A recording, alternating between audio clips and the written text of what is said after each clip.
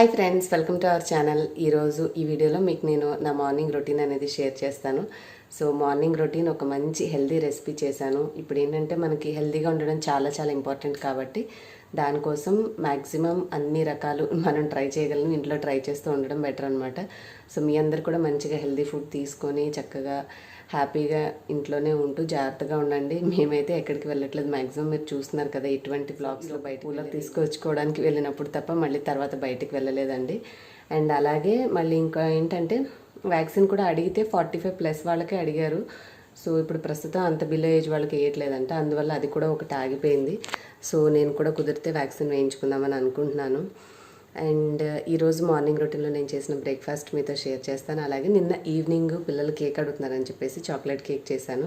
So అది కూడా చాలా బాగా వచ్చింది, అది కూడా మీతో షేర్ చేస్తాను. చూడండి, చక్కగా ట్రై చేయొచ్చు. ఏం చేస్తాం, ఖాళీగా ఉంటాం కాబట్టి పిల్లల కోసం ఏదో ఒకటి చేస్తూనే ఉండాల్సి వస్తుంది కదా. సో ఈరోజు మంచి breakfast routine and yummy snack recipe అనమాట, రెండు ట్రై చేయొచ్చు మీరు. అండ్ అంతేనండి, ముందైతే రెసిపీస్ చూసేసేయండి. అండ్ వ్లాగ్స్ నచ్చితే మాత్రం ప్లీజ్ లైక్ చేయండి, షేర్ చేయండి. అలాగే మీరు కొత్తగా చూస్తున్న వాళ్ళైతే సబ్స్క్రైబ్ చేసుకోండి. నేను మంచి మంచి టిప్స్ అండ్ రెసిపీస్ అనేవి అప్లోడ్ చేస్తూ ఉంటాను. ఓకేనా, వ్లాగ్ కంటిన్యూ చేద్దాం. అండ్ ఇది వచ్చేసి మా మార్నింగ్ వ్యూ అండి. చాలా పీస్ఫుల్గా, చాలా చాలా కూల్గా మంచి ఎయిర్ వస్తుంటుంది. సో డైనింగ్ ఏరియాలో ఈ విధంగా ఒక్క 5 నిమిషాలు నిలబడితే చాలా పీస్ఫుల్గా మంచి ఎయిర్కి కూడా మనకి మంచి రిఫ్రెష్ అయిపోతాము. సో ఇంకా అలా కాస్త ఫ్రెష్ అయిన తర్వాత ఇంట్లో పనులు ఎప్పుడు ఉండేటివే కదా, గిన్నెలు క్లీన్ చేసుకుని స్టవ్, కౌంటర్ టాప్ అవి ఇవన్నీ శుభ్రం చేసేసుకున్నాక ఈ విధంగా యమ్మీ బ్రేక్ఫాస్ట్ అయితే తయారు చేసేసాను. ఎంత హెల్దీగా టేస్టీగా చేసుకోవచ్చు అంటే సింపుల్గా మనం ఇంట్లో కొన్ని మెంతులు ఉన్నా కూడా మెంతుల్ని పెంచుకొని ఈ విధంగా చేసుకోవచ్చు అండి. అంటే బయట దొరికినా దొరకకపోయినా ఆకుకూర మన ఇంట్లో మనం యూజ్ లేదు అని పడేసే స్వీట్ బాక్సెస్ కానీ, లేదంటే చిన్న చిన్న బాక్సెస్ అంటే ఈవెన్ క్రీమ్స్కి వచ్చే డబ్బాలైనా కూడా మనం పెట్టుకుని పెంచుకోవచ్చు. నేను పాత వ్లాగ్స్లో మీతో షేర్ చేశాను. సో ఇంకెందుకు ఆలస్యం, నేను ఎలా చేశాను అనేది మీతో షేర్ చేస్తాను. ఇవి వచ్చేసి మెంతాకు. మా పాప నిన్న సాయంత్రం కొయ్యమంటే పెద్ద అట్టపెట్టె లాంటి షీట్లో పెంచాను కదండి.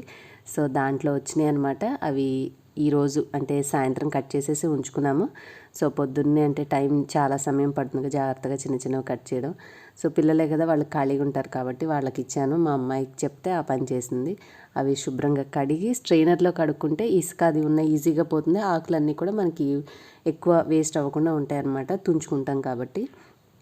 సో ఇలాగా చపాతీలోకి చేసుకుంటున్నాం కదండి. కూరలోకి అయితే మరి ఇంత బాగా స్లైసెస్లా కట్ చేయాల్సిన అవసరం లేదు. నేను చపాతీలోకి మనకి మరీ పెద్దగా ఉండకూడదని చెప్పేసి చిన్నగా మంచిగా ఫైన్గా చాప్ చేసుకున్నాను. ఇప్పుడు ఇలా చాప్ చేసుకున్న దీన్ని మనం చేసుకునే గోధుమ పిండిలోకి వేసుకోవాలి. ఇది మళ్ళీ ఉడికించాల్సిన అవసరం ఏం లేదండి.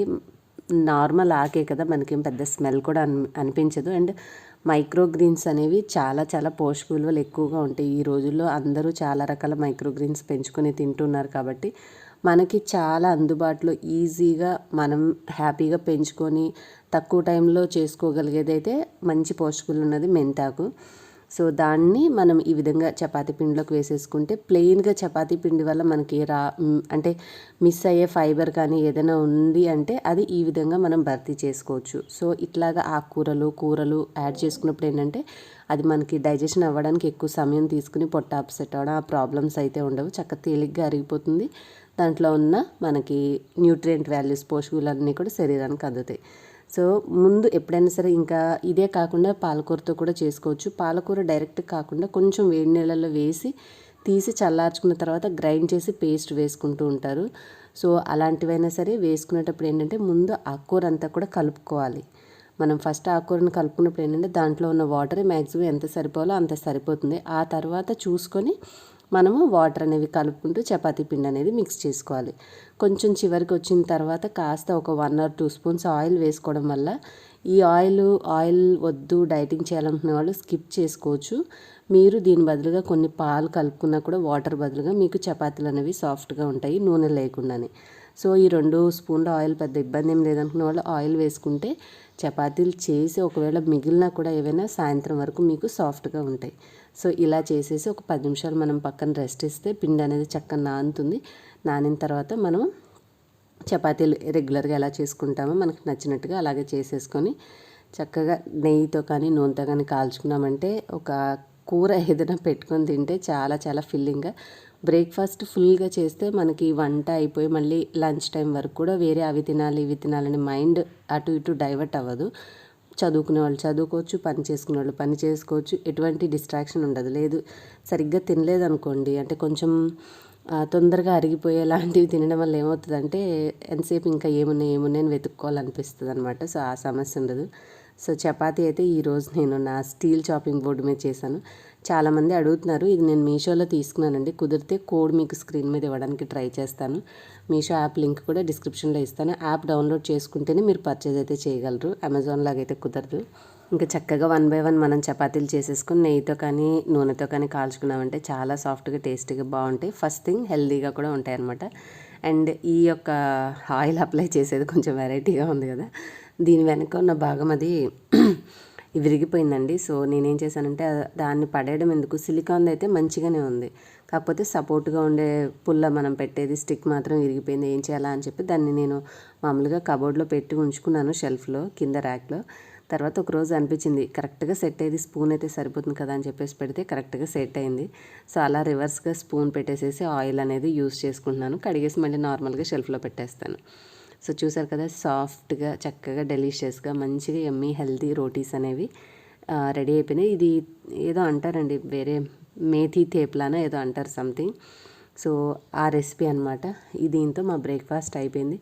అండ్ నిన్న సాయంత్రం కేక్ చేసుకోవాలి, చాలా రోజులు అయిపోయింది. సో చాక్లెట్ కేక్ చేయాలని అనిపించి ఏం చేశానంటే పిండి ఉంది కొంచెం, మైదా పిండి మొన్న ఎప్పుడో తెప్పించింది. సరే గోధుమ పిండితో ఎందుకులే, ఉదయమే చపాతీలు తిన్నాం కదా అని చెప్పేసి మైదాతోనే చేశాను నేను. 1 కప్పుకి కరెక్ట్గా పిండి ఉందంతే. దానికి 1/4 కప్పు కోకో పౌడర్ వేశాను, 1 టీ స్పూన్ బేకింగ్ సోడా అంటే వంట సోడా వేసి 1 స్పూను బేకింగ్ పౌడర్ వేశాను. సో ఈ 4 మిశ్రమాన్ని మనం ఈ విధంగా జల్లెడలో వేసుకొని, అంటే స్ట్రైనర్లో వేసుకొని అలా జల్లించుకుంటే 4 బాగా కలుస్తాయి. అలా జల్లించుకున్నాక ఈ అన్ని పదార్థాలు బాగా కలిసేలా ఒకసారి కలుపుకోండి. సో మనకి కేక్ ఫ్లోర్ అనేది రెడీ అయిపోతుంది, కేక్ చేసుకోవడానికి కావాల్సిన పిండి.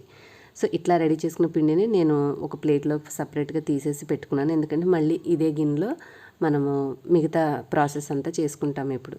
దీనికోసం గుడ్లు 3 అయితే ఇంకా బాగుంటుందండి. ఒకటి కంటే అంటే 1 కప్పు నిండుగా 1/4 కేజీ పిండికి 3 లేదా 4 గుడ్లు పర్ఫెక్ట్గా ఉంటాయి. సో నా దగ్గర 2 ఉన్నాయి కాబట్టి నేను 2తోనే ట్రై చేశాను, అయినా కూడా బాగానే వచ్చింది. మీకు వీడియో లాస్ట్ వరకు వెయిట్ చేస్తే ఎంత ఫ్లఫీగా ఎంత చక్కగా వచ్చాయనేది మీకు అర్థమవుతుంది. సో ఈ విధంగా మొత్తం అన్ని baking powder, baking soda, cocoa powder, మనం వేసుకున్న మైదా అన్నీ బాగా కలిసేలా కలుపుకున్నాక ఇదే బౌల్లో నేను నా దగ్గర ఉన్న 2 గుడ్లు తీసుకుని వేసేసుకున్నాను. వేసి మీ దగ్గర విస్కర్ ఉంటుంది కదండి, ఇట్లా మనం గిలకొట్టుకుంటాం కదా, సో అది కానీ స్పూన్ ఉన్నా లేదంటే గరిటె ఏది కంఫర్ట్ ఉంటుంది. నా దగ్గర ఎలక్ట్రిక్ బీటర్ ఉంది. సో కేక్స్ ఇలాంటివి చేయాలనుకునే వాళ్ళు ఇదొక్కటి కొనుక్కోగలిగితే మనకి చాలా ఈజీ ఉంటుంది. విప్పింగ్ క్రీమ్ చేసుకోవాలన్నా, కేక్ బ్యాటర్స్ కలుపుకోవడానికి కానీ, బీట్ చేసుకోవడానికి ఇది చాలా బాగా హెల్ప్ అవుతుంది. సో ఒక్కసారి కొనిపెట్టుకుంటే చాలా ఇయర్స్ వస్తుంది కాబట్టి పాసిబుల్ అయితే తీసుకోండి. లేదు కుదరదు అనుకున్న వాళ్ళు విస్కర్తో అయినా సరే చేయొచ్చు, కొంత సమయం ఎక్కువ పడుతుంది అంతే. సో మనం తీసుకున్న గుడ్డు మిశ్రమం అనేది ఇలాగా చక్కగా థిక్గా ఒక పిండి తయారైతే ఎట్లా ఉంటుంది, చిక్కగా పిండి సేమ్ అలా తయారవుతుందండి, కాస్త ఓపిక్గా విస్క్ చేసుకుంటే. ఇప్పుడు దీంట్లో 1/4 టీ స్పూన్ వెనీలా ఎసెన్స్ వేసుకుని 1/4 కప్పు, అంటే మనము 1 కప్పు పిండితో చేసినాం కదా, 1/4 కప్పు ఆయిల్ పడుతుంది. సో సన్ఫ్లవర్ ఆయిల్ వేసుకున్నాను నేను. వేసేసి ఇప్పుడు మళ్ళీ బీట్ చేసుకోవాలి. బీట్ చేసుకుంటే మొత్తం అన్ని పదార్థాలు కూడా బాగా కలిసిపోతాయి. ఇవి కలుపుకోవడం వరకే మనం బ్లెండర్, ఈ ఎలక్ట్రిక్ బీటర్ అనేది యూజ్ చేస్తాము. తర్వాత దీన్ని పక్కన పెట్టేసేసి మనము ఇందాక వేసుకున్న పిండి అంతా కూడా నార్మల్ హ్యాండ్తోనే కలుపుకోవాలి. లేదంటే మనము ఇట్లా బీట్ చేసినప్పుడు ఏర్పడిన ఎయిర్ బబుల్స్ ఉంటాయి కదండి, అదంతా పోతాయి అన్నమాట. సో అప్పుడు కేక్ అనేది ఫ్లఫీగా రాదు. సో ఈ గుడ్డు మిశ్రమాన్ని మనం ఇలా గిల్ల కొట్టుకునేటప్పుడే 1 కప్పు పిండికి 1 కప్పు షుగర్ అనేది ఖచ్చితంగా తీసుకోవాలి. ఆ షుగర్ని 1 కప్పు కొలత తీసుకొని మిక్సీలో గ్రైండ్ చేసుకోవాలి. గ్రైండ్ చేసేసి పక్కన పెట్టుకోండి. సో ఇప్పుడు ఏం చేయాలంటే దీంట్లోనే కొంచెం కొంచెంగా షుగర్ పౌడర్ వేసుకుని బీట్ చేసుకుంటూ రావాలి. ఇలా బీట్ చేయడం వల్ల ఏమవుతుందంటే షుగర్ పౌడర్ అంతా కూడా గుడ్డు మిశ్రమంతో కలిసి చక్కగా కలిసిపోతుంది. కోకో పౌడర్ వేసాం కాబట్టి మీరు ఇంకొక 1/4 కప్పు ఎక్స్ట్రా షుగర్ వేసినా ఇంకా బాగుంటుంది. అంత షుగర్గా వద్దనుకున్న వాళ్ళు 1:1 తీసుకోవచ్చండి, 1:1 రేషియో. ఎందుకంటే నేను చేసిన తర్వాత నాకు కోకో పౌడర్ కాబట్టి కొంచెం స్వీట్నెస్ తక్కువ అనిపించింది. అందుకని 1 కప్పుకి మీరు 1.5 కప్పు షుగర్ పౌడర్ తీసుకుంటే, షుగర్ తీసుకొని మీరు పౌడర్ చేసి ఆ కొలతతోటి అప్పుడు అది గ్రైండ్ చేసింది యాడ్ చేసుకోండి. సో ఇప్పుడు మనం ఆల్రెడీ కలిపింది నేను ఏ ప్యాకెట్లో అయితే తీసానో దాంట్లోనే వేసేసి పక్కన పెట్టుకున్నాను. కొంచెం కొంచెంగా వేసుకొని మంచిగా కలిసేలాగా కలుపుకోవాలి. బీటర్ తోటి వేసేస్తే ఎయిర్ బబుల్స్ ఫామ్ అయిననే పోతాయి. ఒకవేళ మీకు ఇబ్బందిగా అనిపిస్తే దాంతోటైనా చేసుకోవచ్చు. బట్ కొద్దిగా కేక్ చేయడంలో టైం తీసుకునేది ఈ మిక్సింగ్. ఇది కట్ అండ్ ఫోల్డ్ మెథడ్ అంటారు. సో ఇలా కట్ చేసినట్టుగా మనం గీరుతూ ఉండాలి, మధ్యలో కట్ చేస్తూ ఉండాలి. సో ఇది ఒక ప్రాసెస్ అనమాట కేక్ ప్రిపరేషన్లో. సో అలా చేసుకుని జాగ్రత్తగా ఓపికగా కలుపుకుంటే కేక్లో ఏర్పడిన ఎయిర్ పోరస్ అదంతా కూడా పోకుండా ఉండి మనం కుక్ చేసుకున్నప్పుడు చక్కగా పొంగుతుంది. సో ఇట్లా నిదానంగా దీన్ని రెడీ చేసేసుకుందాం. అండ్ ఇంకా మీకు నేను లాస్ట్ టైము చాలా రెసిపీస్ అప్లోడ్ చేస్తూ ఉండేదానండి. ఇప్పుడు ఇంట్లో ఉండి రెగ్యులర్ వంటలే ఎక్కువైపోయేసరికి ఇంకా స్పెసిఫిక్గా వంటలు ప్రత్యేకించి మళ్ళీ రెసిపీస్ కోసం చేసి వేయడం అనేది నాకు టైం కుదరట్లేదు.